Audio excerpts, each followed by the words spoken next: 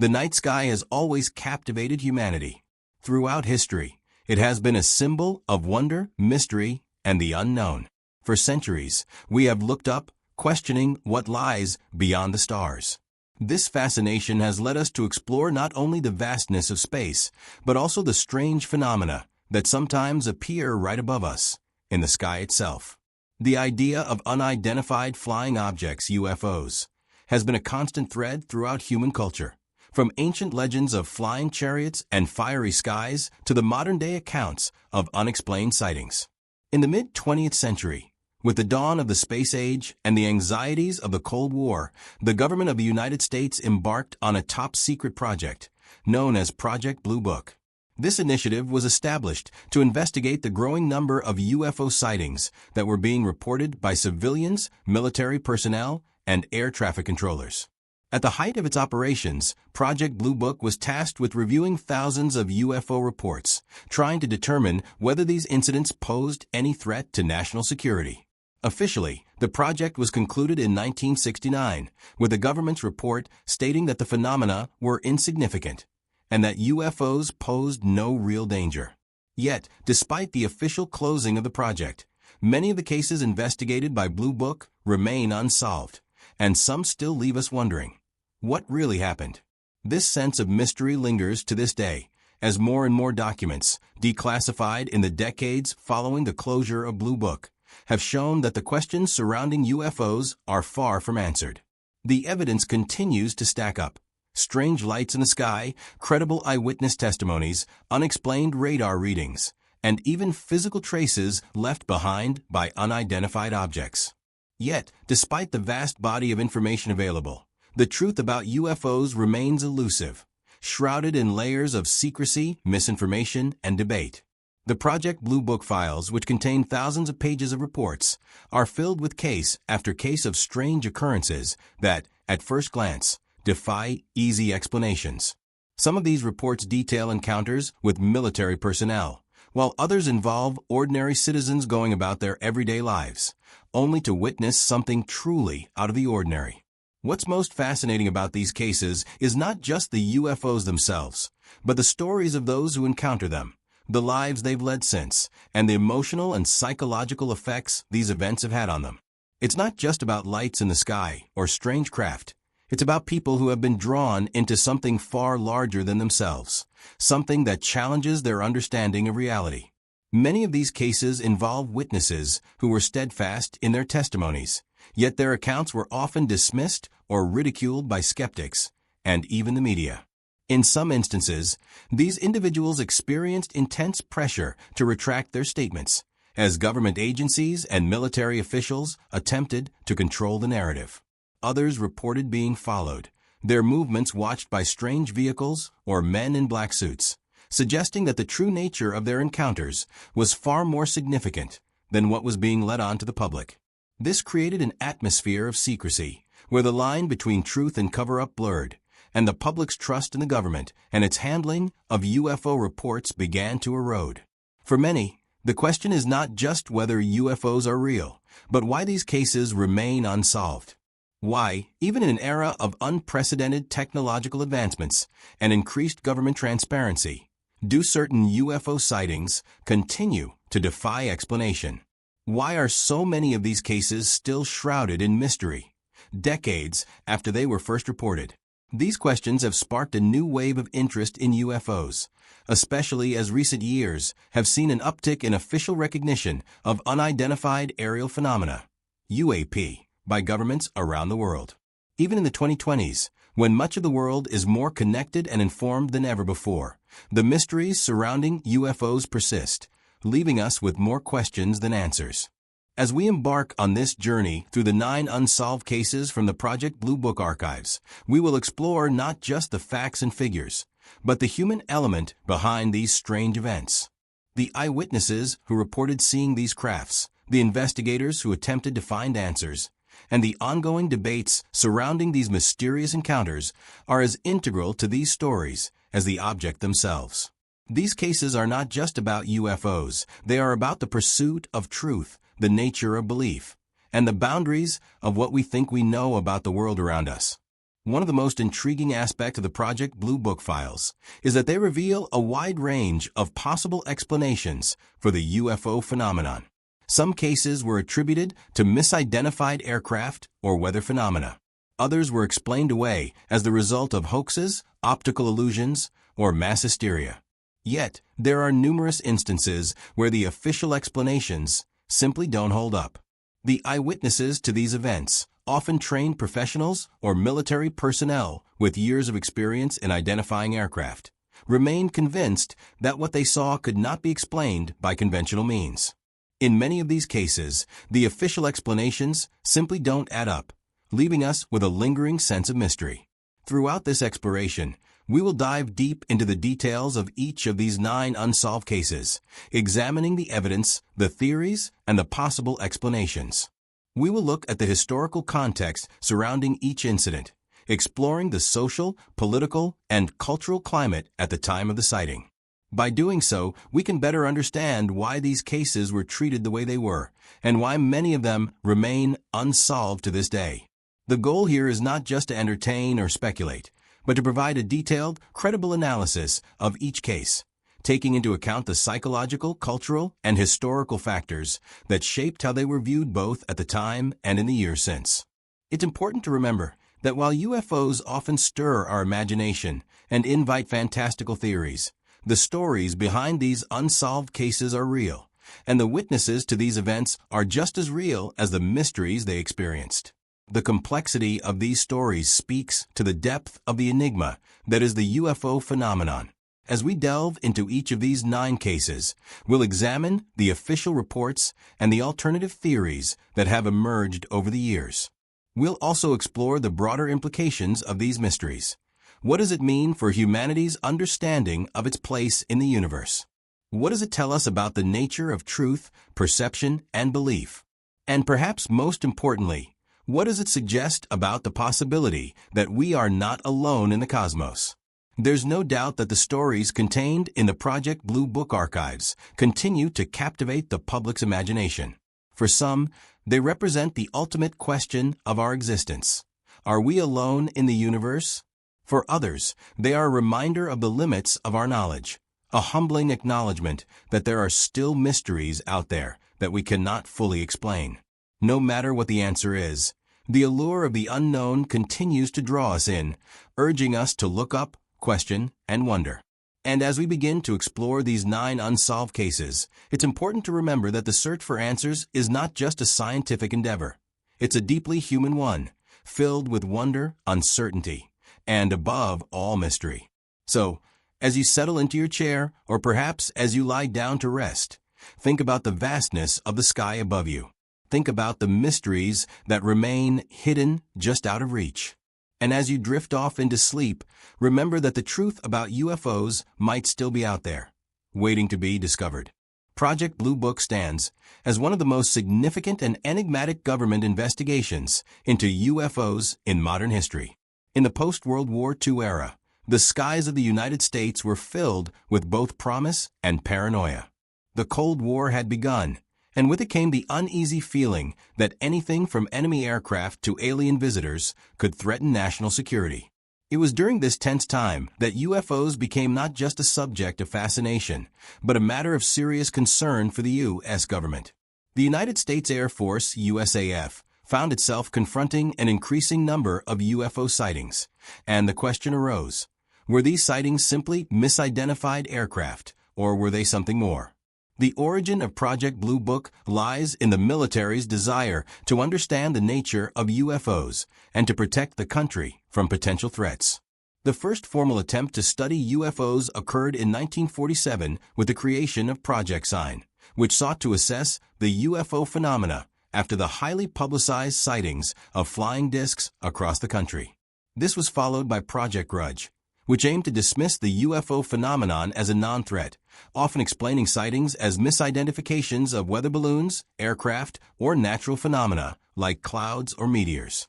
However, Project Grudge had limited success, and the increasing number of sightings made it clear that more thorough investigation was required.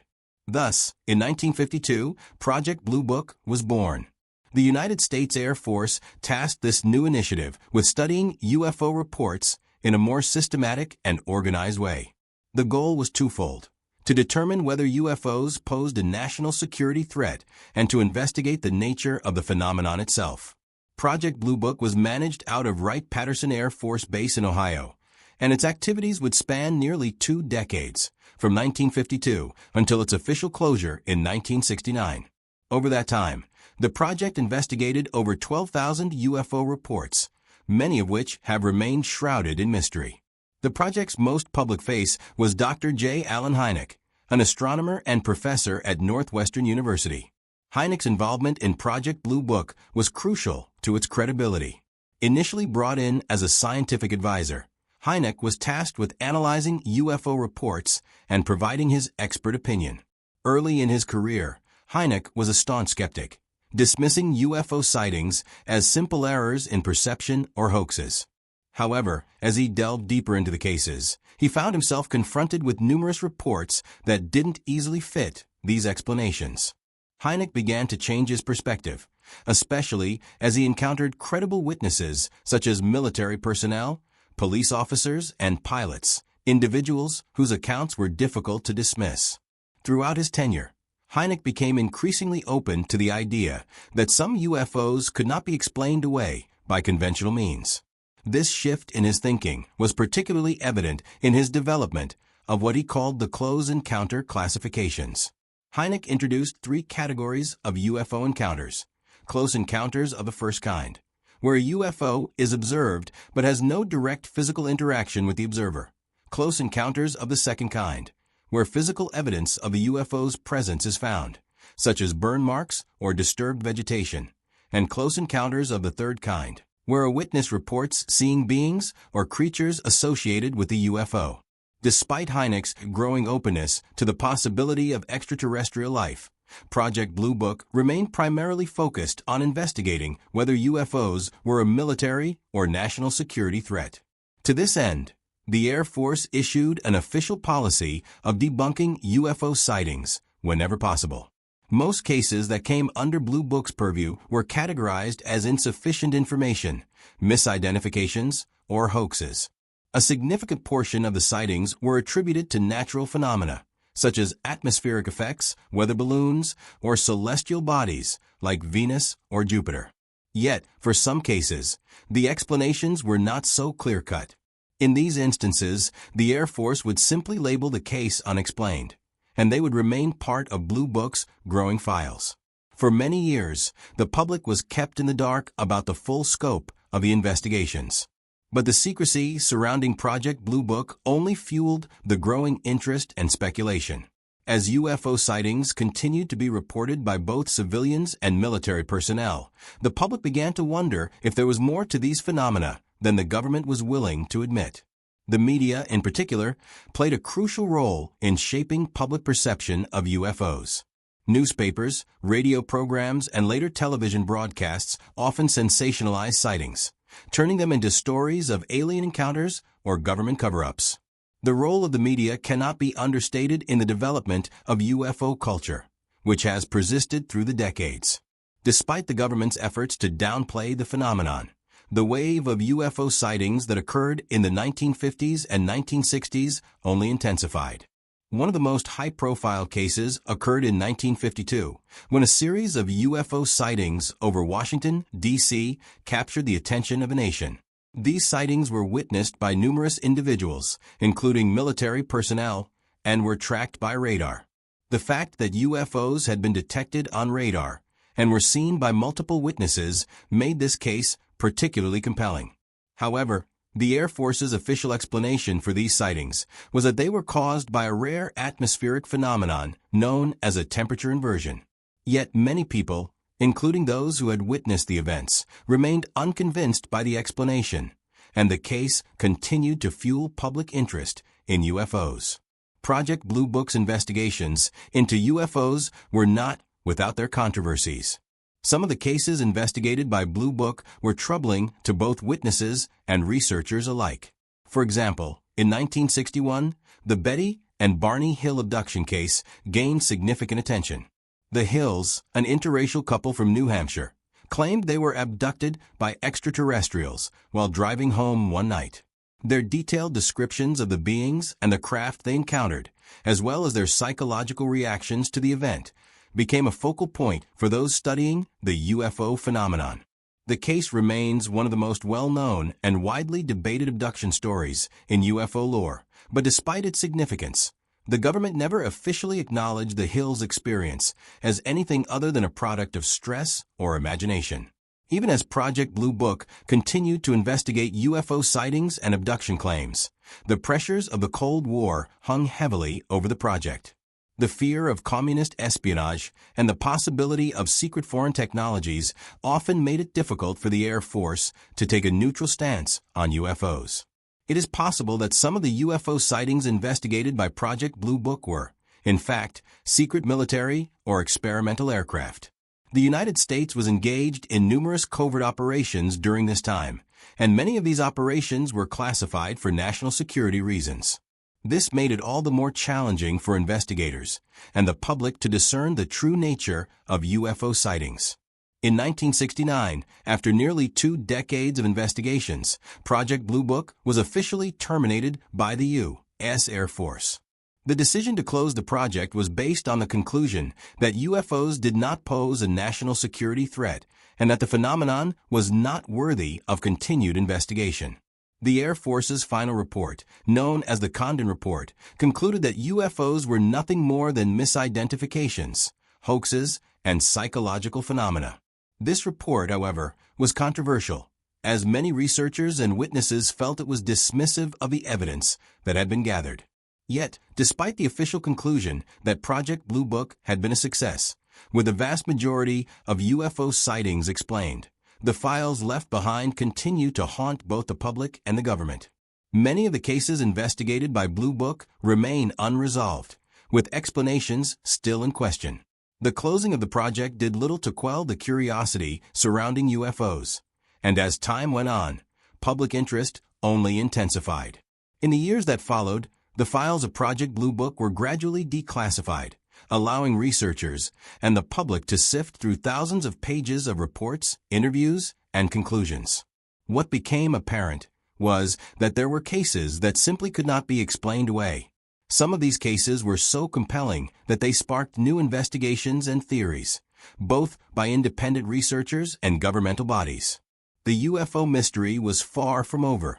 In fact, it was just beginning to evolve into something much more complex.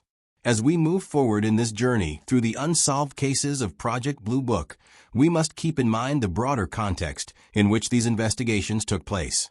The cultural, political, and psychological factors that shaped both the witnesses' experiences and the government's responses are crucial to understanding the significance of these cases. Project Blue Book may have officially ended in 1969, but the questions it raised are as relevant today as they were over half a century ago. The desire to know the truth about UFOs and the mysteries they represent continues to intrigue and mystify us, pushing the boundaries of our understanding and leading us to ask, what really happened in the skies above us? In the summer of 1951, a strange and unexplained phenomenon occurred in the skies over Lubbock, Texas, that would go on to captivate not only the local community, but the entire nation.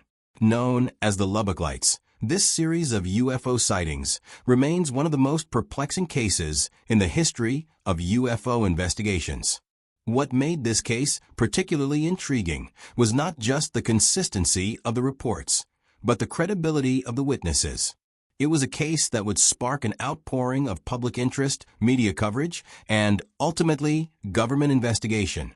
The initial sighting took place on the evening of August 25, 1951, when a group of professors from Texas Tech University, including Dr. A.J.S. Adams Anderson, observed a strange formation of lights moving silently across the sky.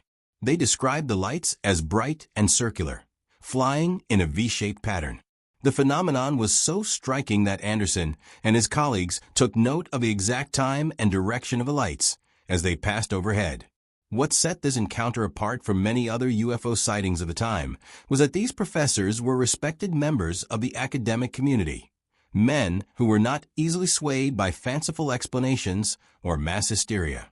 Their professionalism and credibility lent immediate weight to their observations. The sighting did not end with this small group of professors. Over the course of several weeks, dozens of other residents in Lubbock and surrounding areas reported seeing the same unusual lights in the sky. Many of these witnesses were ordinary people, farmers, housewives, and school children, who had no particular interest in UFOs or extraterrestrial phenomena. What they all had in common, however, was that they saw the lights and described them in strikingly similar terms: a series of bright, round objects that moved in a disciplined, organized formation high above the ground, with no sound or apparent propulsion system. Some witnesses reported the lights as being white or yellow, while others described them as glowing with a bluish tint. The media caught wind of the Lubbock lights, and soon the small Texas town was under a media spotlight. The Lubbock Avalanche Journal, a local newspaper, was one of the first to report the sightings, and the story quickly made headlines across the nation. As the sightings persisted, so did the coverage. Even the popular Life magazine picked up the story, adding to the public's growing fascination with the phenomenon. To the outside world, it appeared that Lubbock had become a hotbed of UFO activity, with no clear explanation for what was happening. As the reports continued to pour in, the United States Air Force became involved. Given the increasing number of sightings and the growing media attention, the Air Force took the claims seriously and launched an investigation into the events. Project Blue Book, which had been formed just a year earlier, took the lead on this case. The investigation was led by a team of military officers, scientists, and experts who interviewed witnesses, collected physical evidence, and tried to piece together the mystery of the lights over Lubbock. The Air Force's official stance was that the lights had likely been misidentified as reflections from a series of weather balloons or aircraft lights.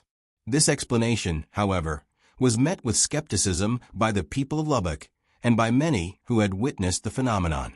The fact that the lights appeared to move in a specific organized formation was difficult to reconcile with the theory that they were simply reflections or misidentified objects. Furthermore, the sheer number of independent witnesses, many of whom had no prior interest in UFOs, made the Air Force's explanation seem less than satisfactory. In an effort to explain the sightings further, the Air Force suggested that the lights might have been caused by a natural phenomenon known as sky glow, a rare atmospheric effect in which light from the ground is reflected off the atmosphere and appears as a diffuse glow in the sky. However, this theory was also met with skepticism, as the sky glow effect typically doesn't produce the well-defined, organized patterns that witnesses had described.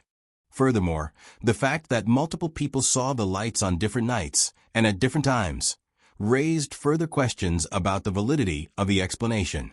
For many of the witnesses, particularly the professors from Texas Tech University, the official explanations simply didn't hold up. Dr. Anderson and his colleagues continued to insist that what they had seen was unlike anything they had ever witnessed before. In their minds, the lights could not have been caused by weather balloons, sky glow, or any other natural phenomenon. They had seen something truly unexplained, and they were not willing to accept the Air Force's dismissal of their experience. The psychology of the witnesses is also an important aspect of this case. Most of the individuals who saw the Lubbock lights were credible and well-respected members of their community. They had no apparent motive to fabricate their sightings, and many of them had no prior interest in UFOs or extraterrestrial phenomena. The fact that their descriptions of the lights were so similar, and that they had no reason to believe they were experiencing mass hysteria or a collective delusion, only strengthened the case for the phenomenon being something extraordinary. One particularly intriguing aspect of the Lubbock lights case was the photographic evidence that emerged shortly after the sightings.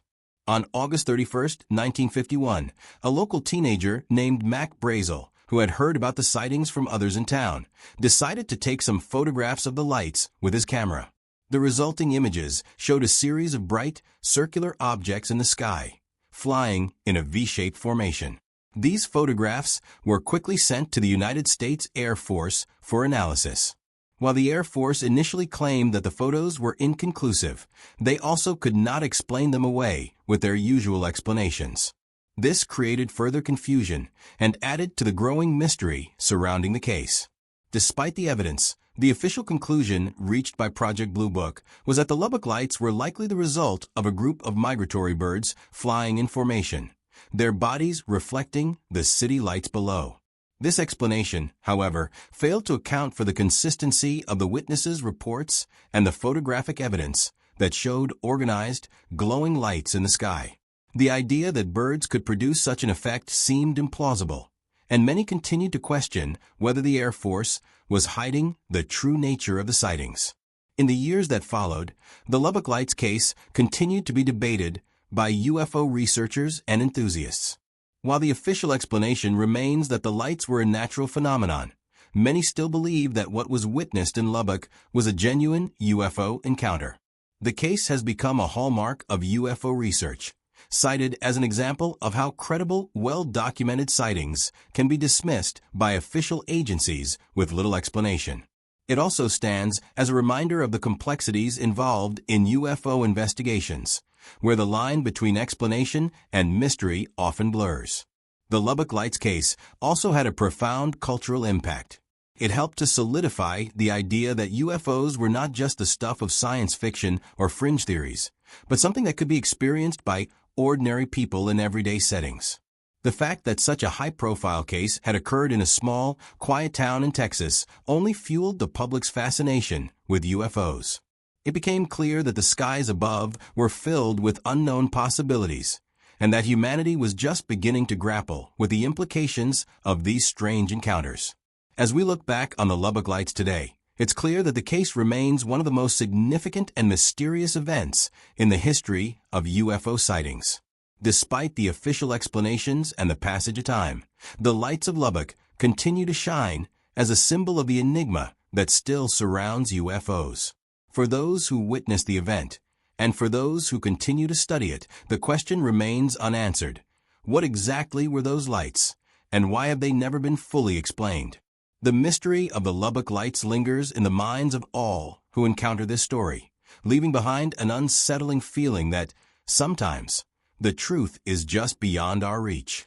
In the small town of Flatwoods, West Virginia, a bizarre and unsettling encounter occurred in the fall of 1952 that would become one of the most perplexing and enduring cases in UFO lore. Known as the Flatwoods Monster Incident, this event involved a series of strange sightings, a terrifying encounter with an unknown creature, and a mystery that has captivated the imaginations of UFO enthusiasts and skeptics alike for decades. The case stands out not just because of the unusual nature of the encounter, but because it embodies a strange blend of the paranormal, the extraterrestrial, and the unexplained. On the evening of September 12, 1952, a group of local residents, ranging from children to adults, were witness to something truly extraordinary. It began when a bright light was seen in the sky, moving rapidly over the hills near the town of Flatwoods. The light was described as fiery and red, a burning object streaking across the sky in a manner unlike any known aircraft or meteor. The object seemed to fall to the ground, disappearing behind the trees of the nearby Braxton County woods. Intrigued by the strange sighting, a group of local children, along with their mother, Mrs. Kathleen May, decided to investigate. They made their way toward the woods, eager to find out what had happened to the mysterious object they had seen falling from the sky. When they reached the location where they believed the object had landed, they encountered something that would change their lives forever. As they neared the clearing, the group noticed a strange, glowing object on the ground, pulsating with a red, eerie light. It wasn't just the object itself that left them stunned, but the sight of a tall, humanoid figure standing near it. The figure was unlike anything they had ever seen before. Described as towering and humanoid in shape, the creature was clad in a dark, metallic-looking suit that seemed to shimmer in the moonlight. Its head was large and spade-shaped, with glowing eyes that sent a chill down the spines of the witnesses. The eyes seemed to emit an intense, eerie glow, and the creature's body appeared to be covered in a type of metallic armor. The overall appearance of the being was so otherworldly and unnerving that many of the witnesses immediately fled in terror. Mrs. May, who was one of the primary witnesses, later described the creature as being around 10 feet tall. She reported feeling a sense of extreme fear, but she was determined to investigate further. As she and the others looked on, they could see that the creature seemed to be moving slowly, almost as though it was floating or gliding. The air around it appeared to shimmer with an unsettling energy. Suddenly, the group began to experience a feeling of intense nausea, dizziness, and shortness of breath. This phenomenon lasted only for a few moments, but it was enough to convince the witnesses that whatever they had encountered was not from this world. The group immediately ran back to the town to seek help, and their accounts of what they had seen quickly spread throughout Flatwoods and beyond. The local authorities were contacted, and soon the West Virginia National Guard was involved in investigating the area. A thorough search of the woods was conducted, but no trace of the creature or the glowing object was found. The witnesses, however, remained adamant about what they had seen, and their accounts became part of the larger UFO and cryptozoology legend. The story of the Flatwoods monster quickly gained national attention, and it wasn't long before it was being reported by newspapers across the country. What makes the Flatwoods monster case particularly interesting is the number of credible witnesses involved. The group that first encountered the creature was made up of ordinary citizens, including children, a schoolteacher, and a local farmer. They had no history of UFO sightings or paranormal experiences, making their testimonies more compelling to researchers and investigators. The fact that multiple people reported seeing the same creature in the same location and under similar conditions added weight to their claims. Additionally, the detailed descriptions of the creature and the strange, otherworldly effects experienced by the witnesses were consistent with reports of UFO encounters from other parts of the country. In the aftermath of the encounter, many of the witnesses were subjected to intense scrutiny, and their accounts were often dismissed or ridiculed by skeptics and the media.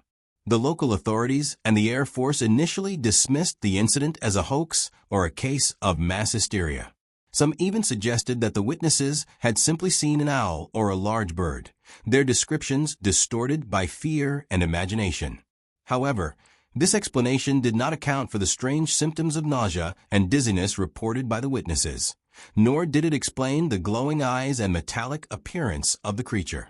Moreover, there was no evidence to suggest that an owl or any other known animal had been present at the scene that night. In an effort to investigate further, the Air Force conducted a thorough review of the reports from Flatwoods. As part of Project Blue Book, the Air Force sought to determine whether the incident was part of a larger pattern of UFO sightings or if it was simply a case of misidentification. However, the investigation produced little concrete evidence, and the case was eventually classified as unexplained.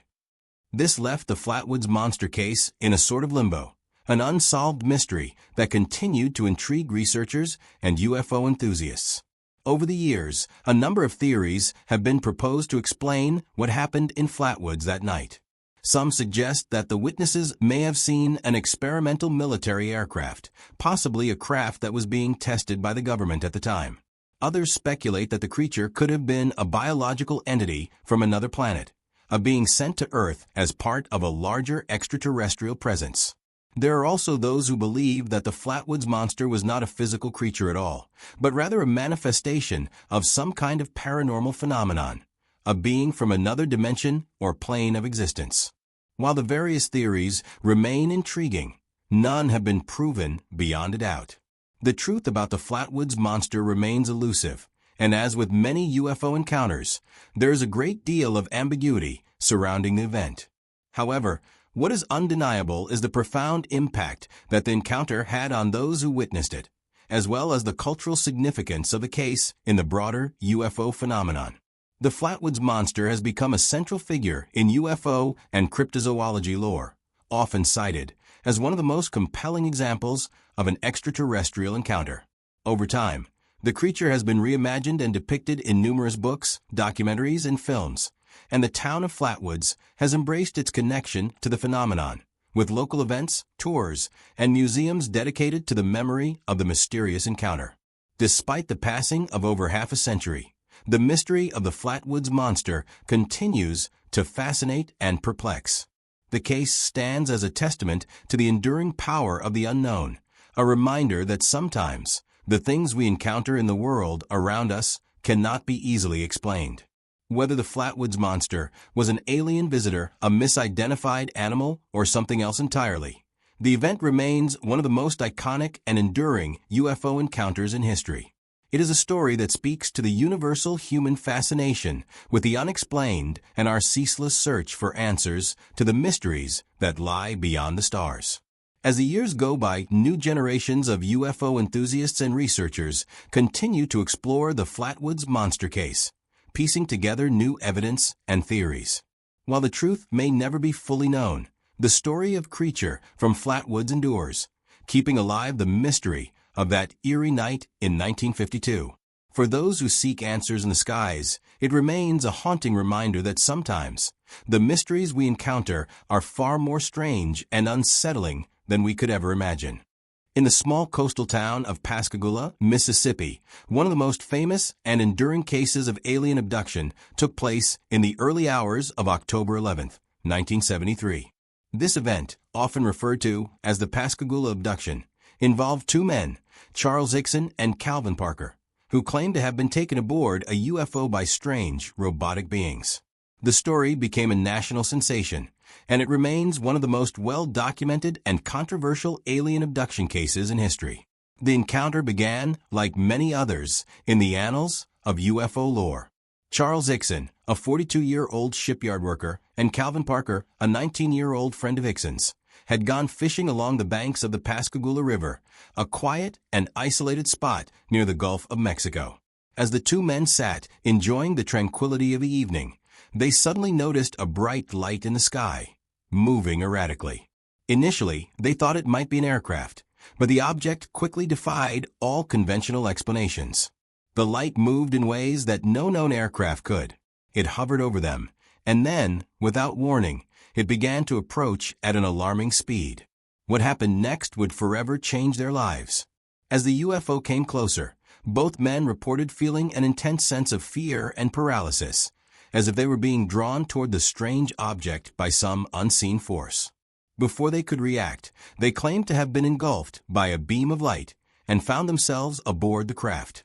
According to their accounts, the interior of the UFO was dimly lit, and they saw beings that appeared to be humanoid, but entirely different from any human beings they had ever encountered. The creatures were described as having grayish, wrinkled skin, large, slanted eyes, and claw-like hands that were rigid and metallic-looking. Their movements were slow and mechanical, almost robotic in nature. The two men were separated upon entering the ship. Hickson was led into a separate area where he was examined by the beings. He later described the procedure as invasive and unsettling. He felt as though the beings were conducting a series of tests on him, though they didn't seem to be using any kind of traditional medical instruments. Hickson, who was a former military man, was familiar with the concept of medical procedures and invasive exams, but the experience was unlike anything he had ever encountered. He described feeling calm during the examination, but also profoundly confused and helpless. He couldn't speak or move. He simply observed as the beings went about their work. Meanwhile, Parker was placed in another area of the craft, where he too experienced a sense of helplessness and fear. Parker's account, though similar, focused more on his emotional state during the encounter. He felt an overwhelming sense of dread and uncertainty as he was surrounded by these strange beings, who seemed to be communicating with one another in a language he couldn't understand. Parker, unlike Hickson, was deeply frightened throughout the ordeal.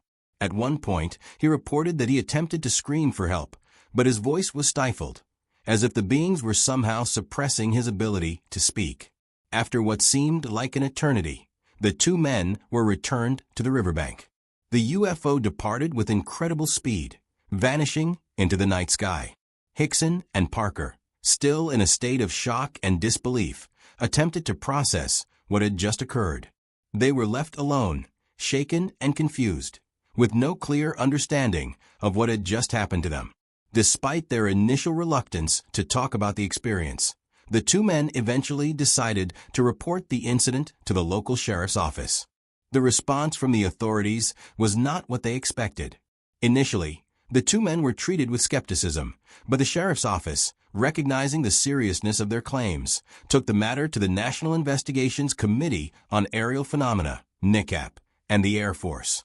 Investigators arrived, and Hickson and Parker were subjected to intense questioning and polygraph tests.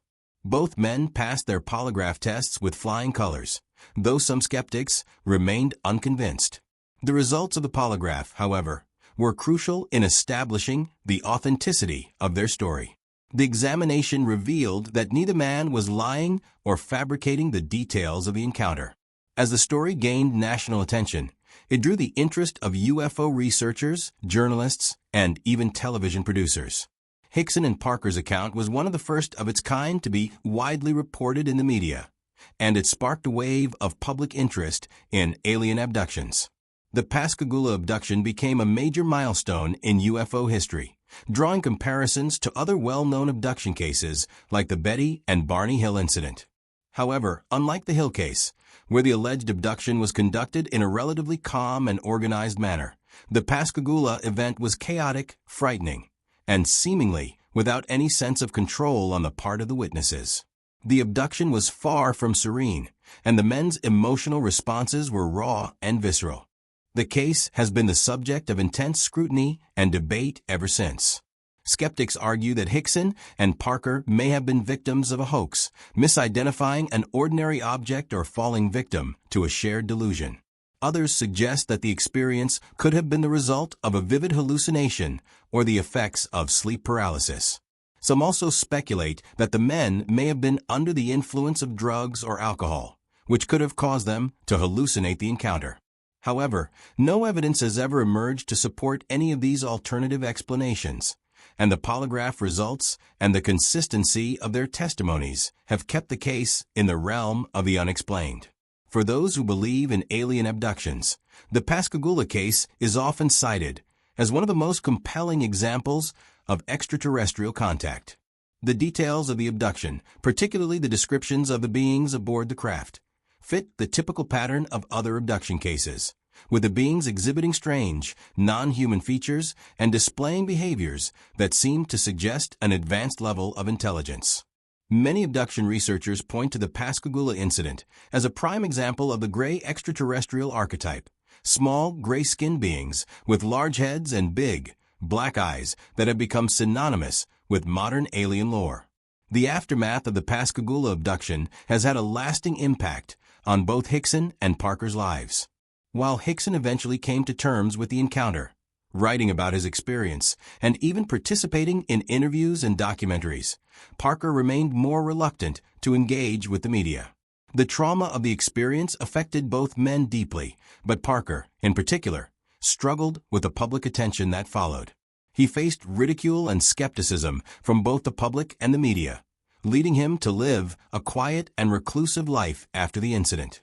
Over the years, the Pascagoula abduction has continued to be the subject of books, documentaries, and television shows. It remains a staple of UFO lore, and many researchers continue to investigate the case, seeking to understand what might have happened to Hickson and Parker that fateful night. While the true nature of the encounter remains a mystery, the Pascagoula abduction stands as one of the most detailed and credible UFO abduction cases in history. What makes this case particularly significant is the sheer volume of evidence and testimony that supports the men's claims. Both Hickson and Parker were initially skeptical of their own experience, but over time, they came to accept the reality of what they had encountered. Their story continues to inspire new generations of UFO enthusiasts, and it serves as a poignant reminder of the profound impact that these unexplained encounters can have on those who experience them. As the years pass, the Pascagoula abduction remains an open question in the search for answers about UFOs and alien encounters. Despite the skepticism and the many alternative explanations, the case has held firm in the annals of UFO history, and the mystery surrounding it endures. The truth, whatever it may be, is still out there, waiting to be discovered.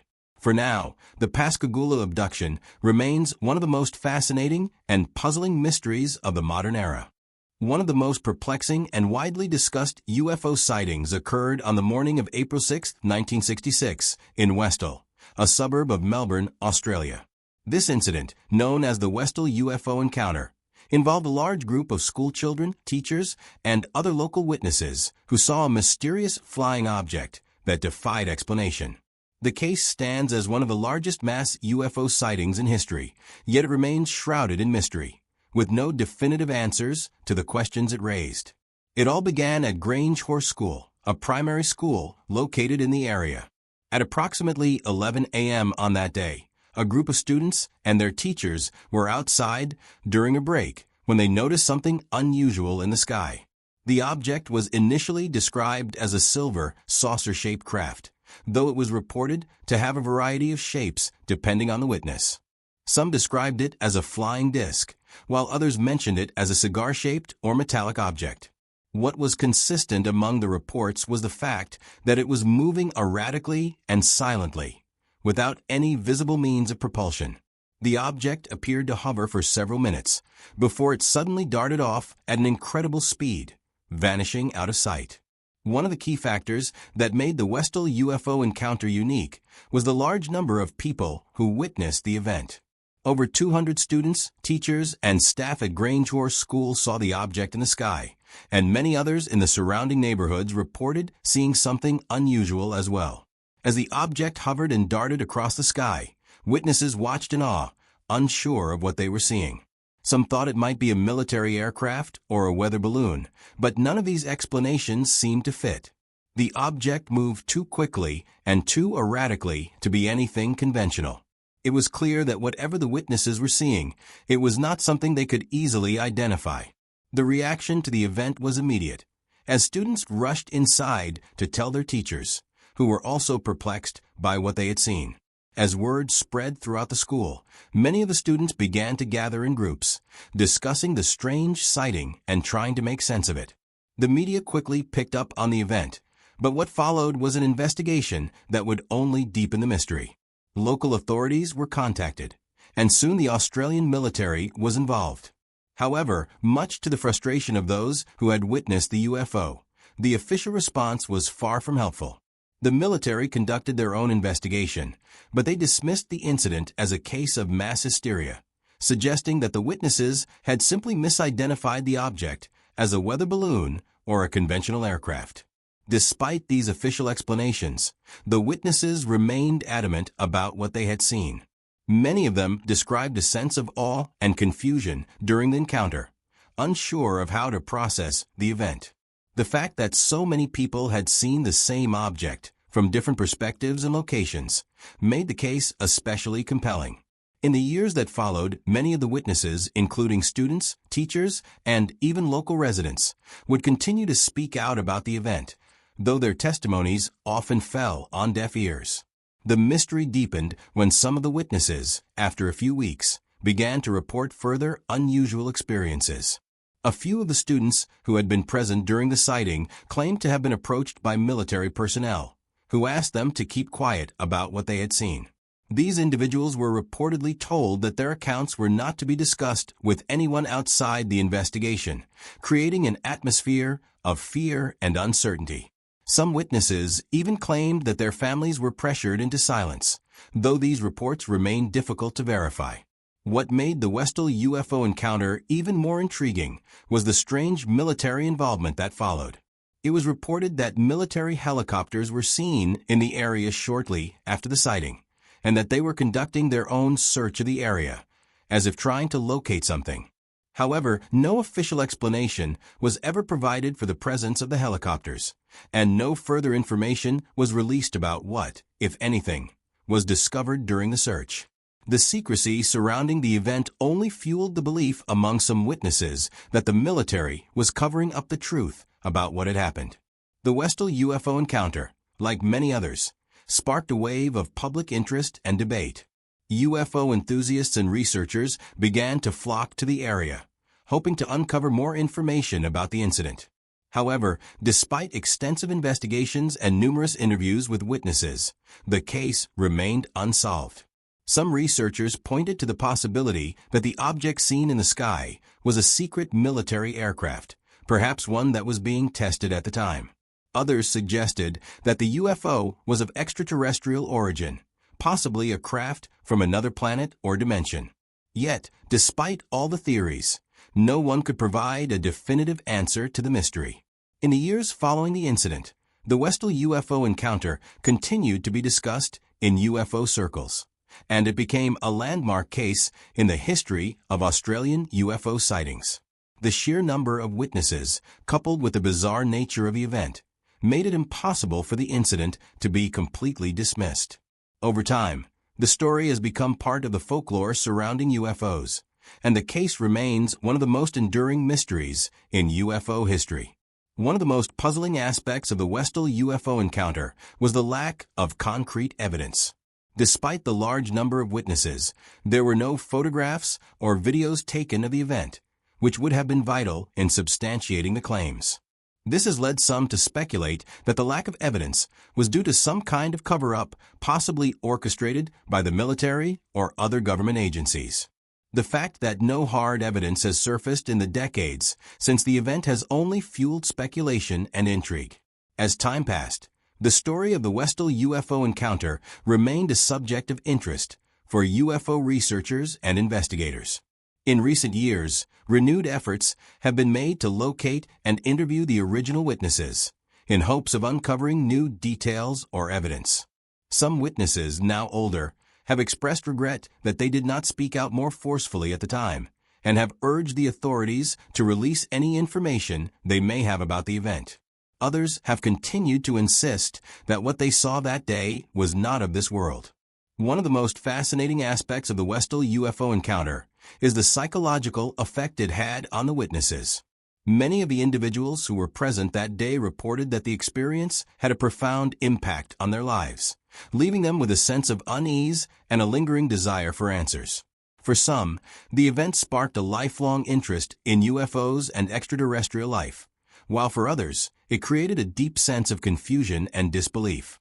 The encounter remains a key moment in the lives of those who witnessed it, shaping their views on the unknown and the unexplained.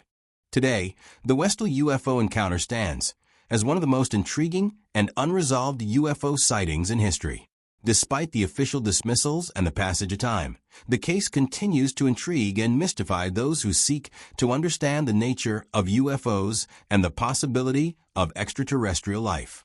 The fact that so many witnesses saw the same object, and the secrecy that surrounded the investigation, ensures that the mystery of what happened over Westel in 1966 will remain a subject of debate for years to come. It serves as a reminder that, despite the advances in technology and our understanding of the world, there are still mysteries in the sky that have yet to be explained. The Rendlesham Forest incident, which occurred over several days in late December 1980, stands as one of the most puzzling and well-documented UFO encounters in history. Often referred to as Britain's Roswell, this series of unexplained events involved multiple military personnel, strange lights in the sky, and physical evidence that remains controversial to this day. The Rendlesham Forest case has been the subject of intense scrutiny, investigations, and documentaries, but the mystery surrounding what happened in the forest near RAF Woodbridge and RAF Bentwaters military bases in Suffolk, England, remains unsolved. It all began on the night of December 26, 1980, when Staff Sergeant Jim Peniston and Airman John Burroughs, along with several other members of the United States Air Force, were stationed at RAF Woodbridge, a military base operated by the U.S. Air Force under NATO command. The personnel had been informed of strange lights seen in the nearby Rendlesham Forest, and they were instructed to investigate. What they didn't know at the time was that this investigation would lead them into one of the most baffling UFO encounters in military history. As Peniston, Burroughs, and their team ventured into the dense forest, they noticed a strange, bright light in the distance. Initially, they assumed it might be a downed aircraft or a flare. But as they approached the light, they realized it was no ordinary object. The object, which appeared to be a craft of some kind, was hovering just above the ground, emanating a series of bright, multicolored lights. The witnesses reported that the object appeared to be triangular in shape, with sharp, geometric edges and a shimmering surface. The light surrounding it pulsated with an eerie glow, and the craft emitted a humming sound that was unlike any conventional aircraft or known phenomenon. When they approached the object, Peniston and Burroughs described feeling a strange sense of calm mixed with unease. The object seemed to defy all known principles of flight, hovering silently and without visible means of propulsion. It was clear that the object was not a conventional aircraft, and its movements did not resemble anything they had ever seen.